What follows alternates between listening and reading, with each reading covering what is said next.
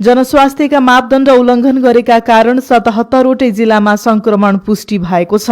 सक्रिय संक्रमितकै संख्या 14,724 पुगेको स्वास्थ्य तथा जनसंख्या मन्त्रालयले जनाएको छ। मुलुकभरि हिजो मात्रै 2,559 जना संक्रमित थपिएका छन्। 75 जना क्वारेन्टाइनमा रहेका छन्।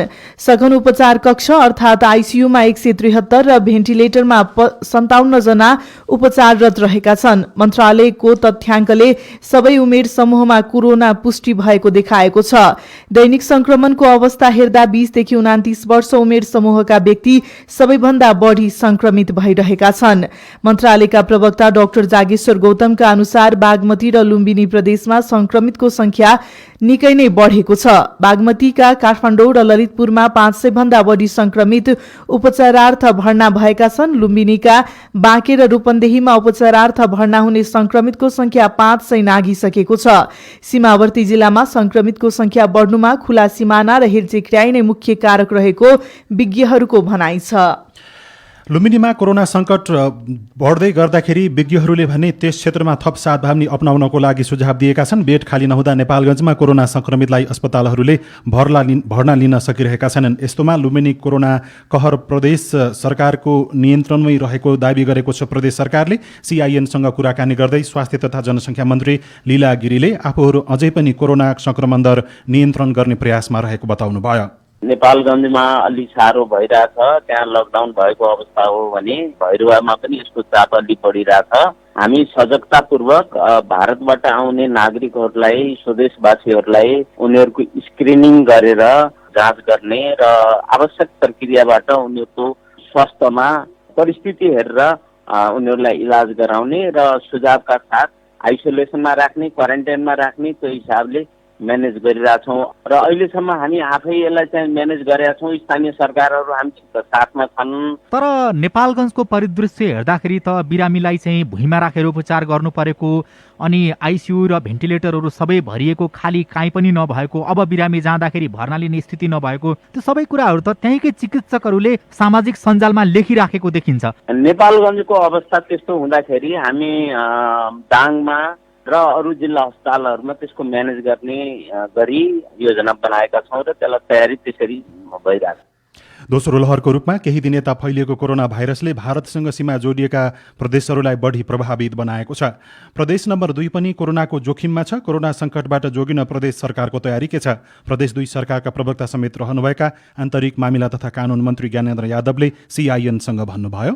प्रदेश नम्बर 2 के कुरा गर्ने हो भने अहिले कोरोना भाइरसको संक्रमणको अवस्था नियन्त्रणमै छ। तर अब जुन किसिमले चाहिँ हाम्रो मित्र राष्ट्र भारतमा कोरोना भाइरसको संक्रमणको संख्या बढिरहेछ र एउटा भयावह अवस्था छ र हाम्रो चाहिँ प्रदेश नम्बर 2 को चाहिँ सम्पूर्ण बोर्डरहरू खुला बोर्डर भएको हुनाले यो हाम्रो लागि एउटा ठुलै चुनौतीको विषय पनि हो। अहिले चाहिँ हामी नियन्त्रणमा लिन सक्छौँ भन्ने कुरामा हामी विश्वास छौँ। भौतिक संरचनाको कुराहरू गर्दाखेरि, ह्युमन रिसोर्सको कुराहरू गर्दाखेरि, इक्विपमेन्ट्सको कुराहरू गर्दाखेरि त्यो हिसाबमा हामी धेरै पछाडि छौँ भने त्यही अवस्थामा भयो भने हामी त्यसलाई चाहिँ धान्न सक्ने स्थिति आउन सक्दैन। त्यसकारण अहिले नै हामी चाहिँ सचेत भएर सोशल डिस्टेन्सहरू राख्ने कुराहरू, मास्क लगाएर मात्रै बाहिर निस्किने कुराहरूमा हामी चाहिँ गम्भीरतापूर्वक लागिरहेछौँ र यो तरिकाले हामी अगाडि बढ्यौँ भने संक्रमण हुनै नदिनको लागि हामी चाहिँ प्रयासरत छौँ।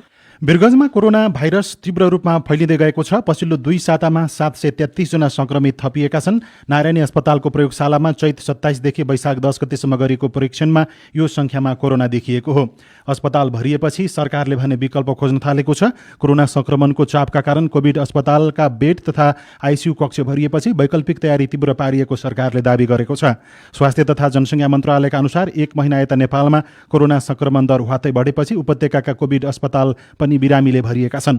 अस्पतालमा आवश्यकता अनुसार हाई डिपेन्डेन्सी बेड र अक्सिजन ट्याङ्क थप्ने तथा जनशक्तिलाई तालिम दिने काम भइरहेको स्वास्थ्य सेवा विभागका उपचारात्मक शाखाका प्रमुख डाक्टर प्रकाश बुढाथोकीले बताउनुभयो।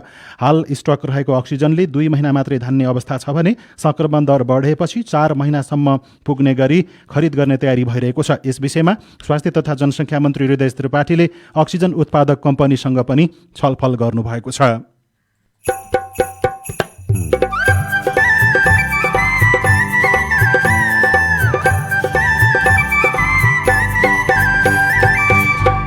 सामुदायिक सूचना नेटवर्क CIN मार्फत देशभरि प्रसारण भइरहेको साझा खबरमा भूकम्पपछिको पुनर्निर्माण, अहिलेको प्रगति र भावी योजना, हाल केन्द्रीय आयोजना कार्य निकाय भवन मार्फत सञ्चालित केही गुम्बा र एकीकृत बस्ती विकास सम्बन्धी कार्य शहरी विकास तथा भवन निर्माण विभाग मार्फत व्यवस्थापन हुनेछन्। चिकित्सा शिक्षाका विवादित विषयमा निर्णय नहुँदा सिट निर्धारणमा ढिलाइ, नक्कली भ्याट बिल बनाएर 2 अरबको कर छली लगायतका खबर बाँकी नै छन्। CIN को साझा खबर सुन्दै गर्नुहोला। नेपाल सरकार गृह मन्त्रालय राष्ट्रिय परिचय पत्र तथा पञ्जीकरण विभागको घटना दर्ता अभियान सम्बन्धी अत्यन्त जरुरी सूचना। राष्ट्रिय परिचय पत्र तथा पञ्जीकरण विभागसँगको समन्वयमा सबै स्थानीय तहबाट मिति 2078 साल वैशाख 1 देखि 16 गतेसम्म घटना दर्ता अभियान सञ्चालन हुने भएकाले व्यक्तिगत घटना दर्ता गर्न बाँकी भएका नागरिकहरूले आफ्नो ओडा कार्यालय वा पाएक पर्ने दर्ता शिविरमा उपस्थित भई जन्म, मृत्यु, विवाह, सम्बन्ध विच्छेद र बसाइसराई जस्ता व्यक्तिगत घटना अनिवार्य रूपमा दर्ता गराऊ। घटना दर्ता गराउनु सबै नागरिकको कर्तव्य हो। नभुल्नुहोस् है घटना दर्ता अभियान आगामी वैशाख 1 गतेदेखि 16 गतेसम्म तपाईको आफ्नै वडामा व्यक्तिगत घटना अनिवार्य रूपमा दर्ता गराऊ। थप जानकारी आवश्यक भएमा आफ्नो स्थानीय तह वा विभागको टेलिफोन नम्बर 01 42 00 016 मा सम्पर्क गर्नुहोस्। के भो छोरी अनुहार मलिनो बाबासँग भन, साथी जस्तै मान सुनाउ कति नलजाइकन। रगत बग्यो तिघ्रा हुँदै छैन मन पढाइमा, झर्को लाग्छ किन भन्नु छोरीको यो सोधाइमा। वाह छोरी बधाई छ बधाई, महिला पक्का बन्यौ।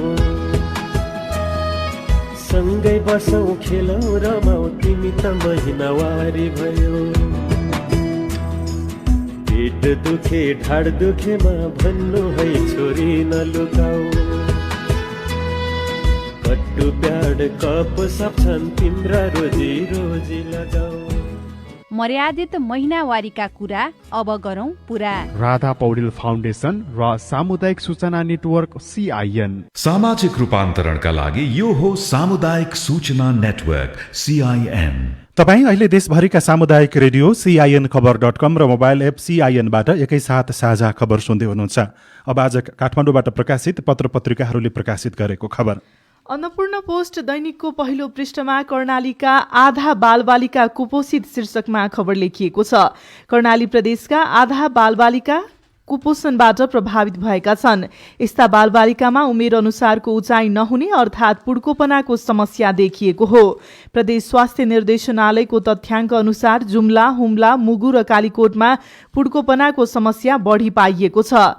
कुपोषणका कारण कर्णालीका 48% बालबालिकाको उमेर अनुसारको शारीरिक उचाइ नरहेको पनि बताइएको छ। देशभर 36% बालबालिका कुपोषणका कारण पुड्का रहेका पनि उल्लेख गरिएको छ।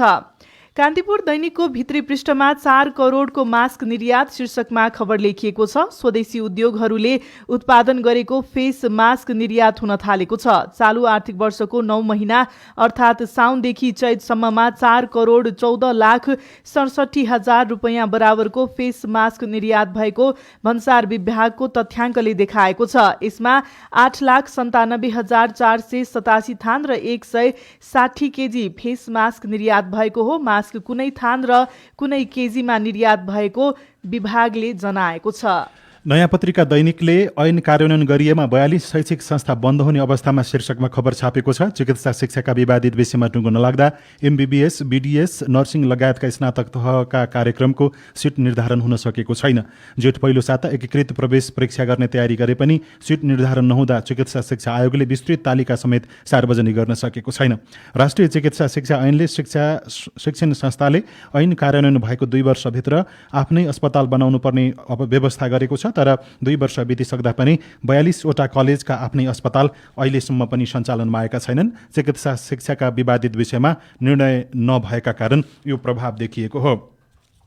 राजधानी दैनिकले छापेको खबर छ, नक्कली भ्याट बिल बनाएर 2 अर्ब बढे कर छली गरिएको छ।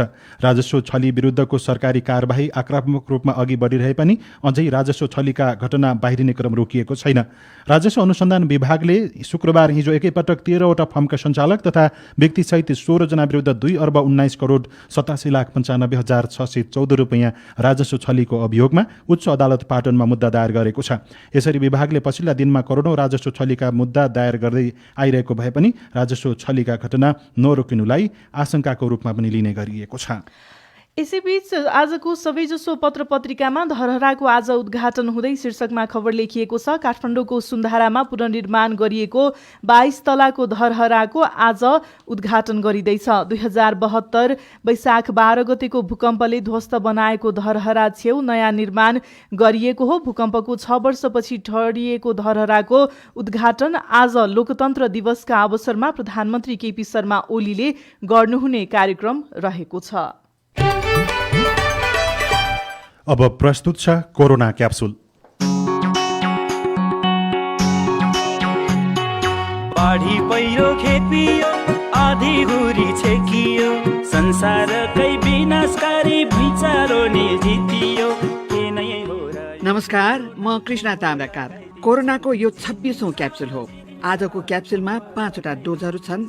यी डोजहरू फेरि फैलिन थालेको महामारी रोक्न अघि सारिएका उपायबीच नमिलेको ताल र सुरका विषयमा तयार पारिएका छन्। आजका क्याप्सुलका 5वटै डोजहरू दिँदै हुनुहुन्छ एनेस्थेसिया तथा क्रिटिकल केयरका डाक्टर गोविन्द गौतम। कोरोनाको महामारी त पोहोर नै सुरु भएको हो। आखिर पोहोर सालको कोरोना र अहिलेको कोरोनामा के फरक छ? सुनौ आजको पहिलो डोज। डबल म्युटेन्ट भन्ने कुराहरू आइरहेको छ र म्युटेसन यति छिटो भइरहेको छ। यो म्युटेट भाइरसले गुणहरू नै परिवर्तन गरेको भाइरसले असर कतिको गर्छ भन्ने कुरा अहिले जुन माहौल देखिएको छ, अब हामीले छिमेकी मुलुकमा जुन चाहिँ नि सामाजिक सञ्जालमा हेर्दाखेरि निकै डरलाग्दो देखिएको छ। त्यो हामी कहाँ पनि आउन भन्न हामी सक्दैनौँ र त्यस्तै ब्राजिलमा पनि देखिएको छ। हजुर, यस्तो यो भाइरस चाहिँ अलिकति फरक खालको म्युटेसन पनि अलिक फरक खालको भइरहेछ। पोहोर सालको महामारीले पाका तथा ज्येष्ठ नागरिक तथा दीर्घ रोगीलाई आतंकित पारेको थियो, तर यो पालि कोरोनाको मारमा बालबालिका र किशोर किशोरीहरू पनि परेका छन्। किन नमिलेर यस्तो भयो? सुनौ कोरोना क्याप्सुलको दोस्रो डोज। अब चाहिँ नि यसले नयाँ वर्गहरूलाई पनि अहिले एट्याक गरिरहेको छ र त्यसो अर्थ मैले चाहिँ नि के भन्छु भन्दाखेरि राज्य चाहिँ अलिकति संवेदनशील नभएको हो कि खास गरेर अहिले बालबालिकाको पठन पाठन जुन एउटा अहिलेसम्म चाहिँ चलिरहेको छ, स्कुलहरू गइरहेका छन्। किन भन्दाखेरि हजुरको एकातिर प्रोटोकल छ चाहिँ हामी एक आपसमा चाहिँ दूरी कायम गरेर हिँड्नु, बाँच्नु, बस्नु भन्ने, अर्कोतिर चाहिँ स्कुलका कक्षाहरू सानसानो कक्षामा 40-50 जना विद्यार्थी हुन्। यो त प्रोटोकलै मिलेन। राजनीतिक दलका भेला भइरहेका छन्। धार्मिक र सांस्कृतिक मेला धुमधामसित चल्दैछ। भेला र मेलामा सयौं र हजारौं मानिसको जमघट देखिन्छ, तर कसैले फिक्री गरेको देखिँदैन। सुनौ कोरोना क्याप्सुलको तेस्रो डोज। महामारीबाट निर्भय र निरपेक्ष सरकार, नेता, कर्मचारी तथा सर्वसाधारणका लागि। राज्यलाई पनि कता कता अल्मलिएको जस्तो, यसमा संलग्न निकायहरू पनि कता कता हराएको जस्तो र जनसमुदायलाई पनि चासै छैन कि जस्तो पनि देखिएको छ। र प्रोटोकल अहिले चाहिँ नि जारी छ। हुन त यो पुरानै प्रोटोकल हो, तर संसार भाइरसले आतंक मच्चाएको स्थितिलाई हेर्दाखेरि प्रोटोकल अलिकति कडा लागू गर्न नसकेको कि राज्यले जस्तो लागिसकेको छ मलाई। किन भन्दाखेरि यो राति नहिँड्नु अनि राजनीतिक भेला गर्नु के यिनी कुराहरूमा चाहिँ नि भाइरसलाई संक्रमण गर्दैन र भाइरसले एट्याक गर्दैन र? मलाई त्यस्तो लाग्दैन। यो गलत भइरहेछ, यो हुन नपर्ने हो। यदि प्रोटोकल लागू गर्न सक्यो भने अब त लगभग हामी त लकडाउनको स्थितिमा आइसक्यौँ भोलि। किन भन्दाखेरि भाइरसको चेन ब्रेक गर्नु नै गत वर्षको अनुभवले त्यही देखाइरहेको छ। जब लकडाउन गरेपछि यो भाइरस केही नियन्त्रणमा आयो। त्यसो अर्थ हामीले चाहिँ नि यो प्रोटोकलको कुराहरू गर्दाखेरि भेला चाहिँ फिटिक्कै गर्नुहुन्न र 25 जना के हामी चाहिँ नि 4 जना पनि एक ठाउँ चाहिँ नि बस्नु हुँदैन। नत्र हामीले चाहिँ जुन यति मिटर उति मिटरको दूरीको प्रोटोकल त त्यो कहाँ लागू भयो त? मैले हेर्छु यो कुरामा चाहिँ जनसमुदाय बढी सचेत हुनुपर्ने छ। आजको चौथो अन्तिम डोज चाहिँ राजनीतिक भेटघाट, भेला, जुलुस र मेलामा रमाइरहेका राजनीतिक दलका नेता र कार्यकर्ताका लागि। जुन अङ्गले यो कुरालाई चाहिँ उदाहरणको रूपमा प्रस्तुत भइदिए पर अरू आम समुदायलाई चाहिँ त्यो उदाहरणको रूपमा पालना गर्ने थियो होला, तर त्यही वर्गबाट नभएको हुनाले आम समुदायलाई यो चासो नभएको जस्तो देखिन्छ। मेरो सुझाव चाहिँ नि यथार्थ स्थितिलाई चाहिँ नि यसको बारेमा बुझेर चिन्तन गरेर आम नागरिकलाई सिङ्गो देशलाई चाहिँ बचाउने जुन प्रोटोकल हो रोगबाट यस भाइरसबाट बचाउने उहाँहरू नै पहिले उदाहरण हुनुपर्छ। आजको क्याप्सुलका डोजहरूका लागि एनेस्थेसिया तथा क्रिटिकल केयरका डाक्टर गोविन्द गौतमलाई धन्यवाद र कोरोना क्याप्सुल सुन्नु भएकोमा तपाईँलाई धन्यवाद। कोरोना महामारीको जोखिम दिनदिनै बढ्दैछ, त्यसैले खोप लगाए पनि नलगाए पनि मास्क लगाउन, बोलीचाली र भेटघाटमा भौतिक दूरी कायम गर्न र साबुन पानीले हात धुन नबिर्सनुहोला। लौ त कोरोनाको अर्को क्याप्सुलमा फेरि भेटौँ।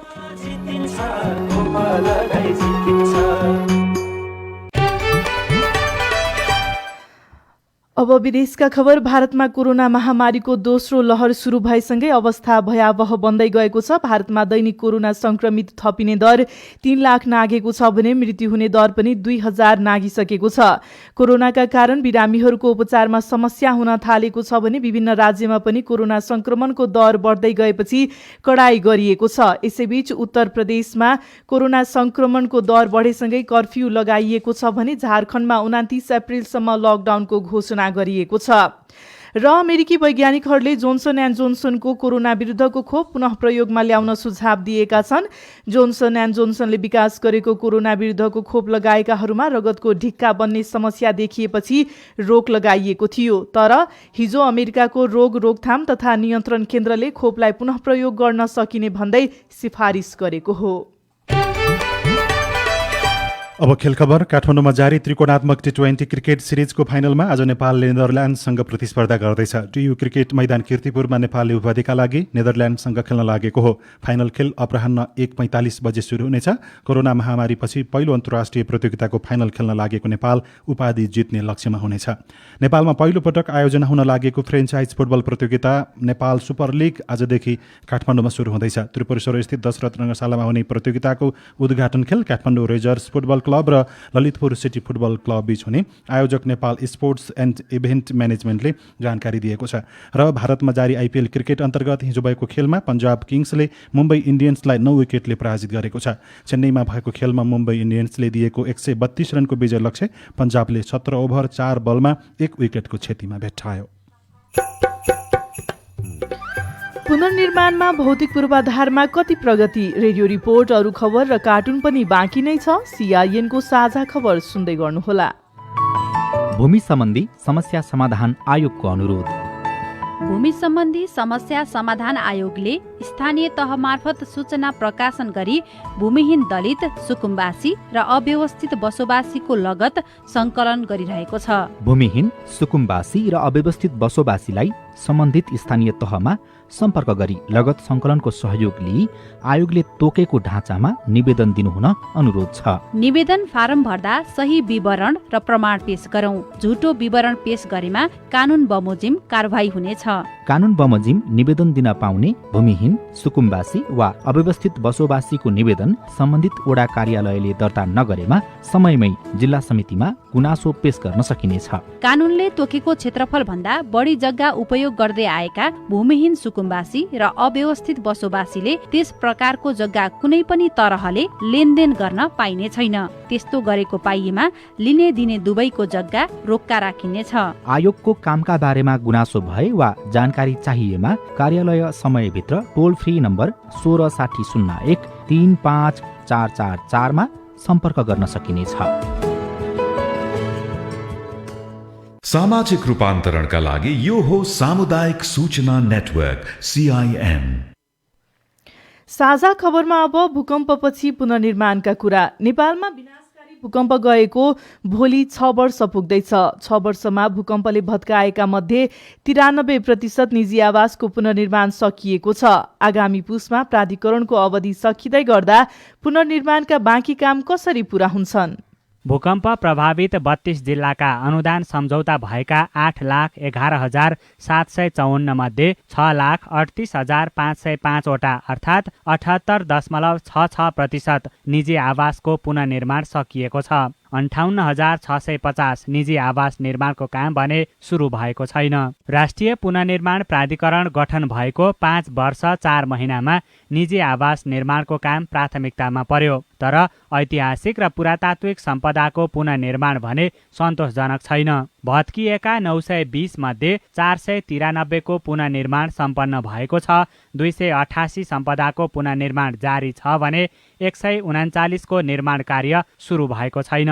भूकम्पले भत्काएका 895 गुम्बा मध्ये 758 वटाको पुनर्निर्माण बाँकी नै छ। प्रमुख कार्यकारी अधिकृत सुशील गेवाली 67 अरब राहत तथा उद्धार एवं अन्य कार्यक्रममा खर्च भएको र भारतीय एक्जिम बैंक तर्फको 49 अरब रुपैयाँ नेपाल सरकारतर्फ स्रोतान्तर भएको हुँदा वास्तविक प्रतिबद्धता रकम 294 अरब रुपैयाँ मात्र रहेको छ। 243 अरब रुपैयाँका लागि सम्झौता भई स्रोत सुनिश्चितता भएको छ। गैर सरकारी संस्थाहरूसँग करिब 90 अरब रुपैयाँ परिचालनका लागि सम्झौता भई करिब 72 अरब रुपैयाँ परिचालन भएको छ। प्राधिकरणले राजनीतिक अस्थिरता, नाकाबन्दी, वित्तीय तथा जनशक्ति अभाव, भौगोलिक विकटता, संघीयता कार्यान्वयनको संक्रमणकालीन अवस्था, निर्वाचन, कर्मचारी समायोजन लगायत चुनौतीका बीच उत्कृष्ट काम भएको दावी गरेको छ। अब पुनर्निर्माणका बाँकी काम सम्बन्धित मन्त्रालय र विपद व्यवस्थापन प्राधिकरण मार्फत सम्पन्न हुने गेवालीको भनाइ छ। निजी आवास तर्फको बाँकी कार्यको प्राविधिक व्यवस्थापन शहरी विकास तथा भवन निर्माण विभागले गर्नेछ। शैक्षिक संस्था पुनर्निर्माणको बाँकी कार्यको व्यवस्थापन शिक्षा, विज्ञान तथा प्रविधि मन्त्रालय मार्फत गरिनेछ भने स्वास्थ्य संस्था, सरकारी भवन र केही गुम्बा र एकीकृत बस्ती विकास सम्बन्धी कार्य शहरी विकास तथा भवन निर्माण विभाग मार्फत व्यवस्थापन हुनेछन्। भूकम्पले पूर्ण रूपमा क्षति भएको रानीपोखरी पूर्ववत अवस्थामा फर्किसकेको छ। पुनर्निर्माण पछिको धरहराको उद्घाटन भने आज गर्न लागिएको प्राधिकरणका सचिव मणिराम गेलालले बताउनुभयो। धरहराको मुनि 42 रोपनी क्षेत्रफलमा अन्य संरचनाहरू पनि निर्माणको क्रममा रहेका छन्। जमिन मुनिका 2 तला सहित गर्ने हो भने यो 25 तलाको हुन्छ। त्यो सिँढी जो देखिरहनु भएको छ यहाँहरूले त्यो आफै 1 तला बराबर र 2+1+ माथि 22 तला गरेर कुल त 25 तलाको हो। भूकम्पले क्षति गरेका 7,553 विद्यालय मध्ये 83% को पुनर्निर्माण सकिएको छ। 1,197 वटा स्वास्थ्य संस्था मध्ये 698 को पुनर्निर्माण सकिए पनि 203 वटाको निर्माण कार्य सुरु हुनै बाँकी छ। विनोद शर्मा, CIN, काठमाडौँ। यो रिपोर्टसँगै हामी साझा खबरको अन्त्यमा आइपुगेका छौँ। सामुदायिक रेडियो प्रसारक सङ्घद्वारा सञ्चालित CIN को बिहान 6 बजेको साझा खबर सक्नुअघि मुख्य खबर फेरि एकपटक। नेकपा एमालेमा नेपाल खनाल पक्ष विनय स्थायी कमिटी पुनर्गठन, 265 सदस्यको कार्यविभाजन, आफूहरूलाई मान्य नहुने असन्तुष्ट पक्षको प्रतिक्रिया। देशैभरि कोरोनाका सक्रिय संक्रमित अस्पताल भरिएपछि विकल्प खोज्दै सरकार, 4 करोडको मास्क भने विदेश निर्यात। धरहराको आज उद्घाटन गरिँदै चिकित्सा शिक्षाका विवादित विषयमा निर्णय नहुँदा सिट निर्धारणमा ढिलाइ, नक्कली भ्याट बिल बनाएर 2 अर्बको कर छली। भारतमा कोरोनाको कहर, उत्तर प्रदेशमा कर्फ्यू, झारखण्डमा 29 अप्रिलसम्म लकडाउन, जोन्सन एन्ड जोन्सनको खोप पुनः प्रयोगमा ल्याउन विज्ञहरूको सुझाव। र त्रिकोणात्मक T20 सिरिजको उपाधिका लागि आज नेपाल र नेदरल्यान्ड्स खेल्दै। साझा खबरको अन्त्यमा कार्टुन हामीले राजधानी दैनिकमा कोरे शीर्षकमा उत्तम नेपालले बनाउनु भएको कार्टुनलाई लिएका छौँ। पछिल्लो समयमा जो ठुलाबडा भनिएका हुन् ती व्यक्तिहरू नै कोरोनाको कुनै प्रभाव नगरी कुदिराखेको जस्तो देखिन्छ। व्यङ्ग्य गर्न त्यति खोजिएको छ। एकजना मोटो भुँडी भएका व्यक्ति 2टी हात फैलाएर केही कुराकानी भनिराखेको जस्तो देखिन्छ। उनको नजिकैबाट कोरोना कुदिराखेको पनि देखाइएको छ र ती व्यक्ति डराएर भाग्न खोजिराखेका छन्। तल चाहिँ यस्तो लेखिएको छ, ओइ कोरोना नआइज यता, म त फेरि VIP हुँ नि। हवस् त, प्राविधिक साथी सुनिल राज भारतलाई धन्यवाद। अहिलेलाई लील प्रकाश चन्द्र र स्नेहा कर्ण बिदा भयौँ। तपाईँको आजको दिन शुभ होस्। नमस्कार। यसपछि देशभरिका सामुदायिक रेडियोबाट कार्यक्रम सोधी खोजी प्रसारण हुनेछ। सुन्ने प्रयास गर्नुहोला।